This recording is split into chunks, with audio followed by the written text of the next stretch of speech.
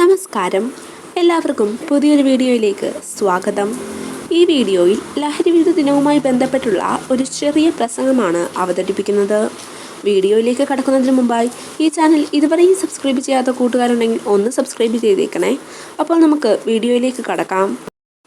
ഇന്ന് ജൂൺ 26, ലോക ലഹരി വിരുദ്ധ ദിനം. മയക്കുമരുന്നിൻ്റെ ഉപയോഗത്തിനും അനധികൃത കടത്തിനും എതിരായാണ് ലോക ലഹരി വിരുദ്ധ ദിനം ആചരിക്കുന്നത്. അമിത ലഹരിയുടെ ഉപയോഗത്തിൽ നിന്നും യുവാക്കളെ ഉണർത്തുക എന്നത് തന്നെയാണ് ഈ ദിനം ലക്ഷ്യം വെക്കുന്നത്.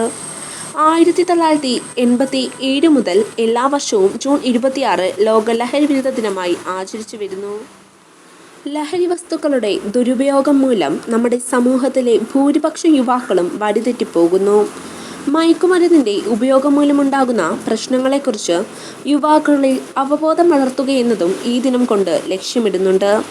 യുവാക്കളെ മയക്കുമരുന്ന് ഉപയോഗത്തിൽ നിന്ന് മുക്തമാക്കാൻ സമൂഹം നൽകുന്ന പിന്തുണ പ്രകടനമാകുന്ന ദിവസം കൂടിയായാണ് ഈ ദിനം അടയാളപ്പെടുത്തുന്നത്.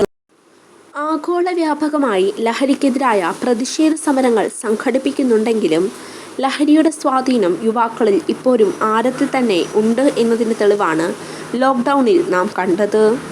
മയക്കുമരുന്ന് ഉപയോഗത്തെ എങ്ങനെ കൈകാര്യം ചെയ്യാമെന്നും അത് ഉണ്ടാക്കുന്ന അപകടങ്ങളെക്കുറിച്ചും കൃത്യമായ നിർദ്ദേശങ്ങൾ അനിവാര്യമാണ്.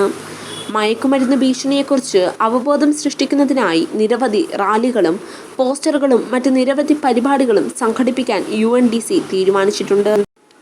ആരെങ്കിലും ലഹരി ഉപയോഗിക്കുന്നത് കണ്ടാൽ അവരെ അതിൽ നിന്ന് പിന്തിരിപ്പിക്കാൻ നാം ഓരോരുത്തരും ശ്രമിക്കണം. അങ്ങനെ ലഹരിക്ക് അടിമപ്പെടാത്ത നല്ലൊരു പുതിയൊരു തലമുറയെ വാർത്തെടുക്കാൻ നമുക്ക് ഓരോരുത്തർക്കും ശ്രമിക്കാം.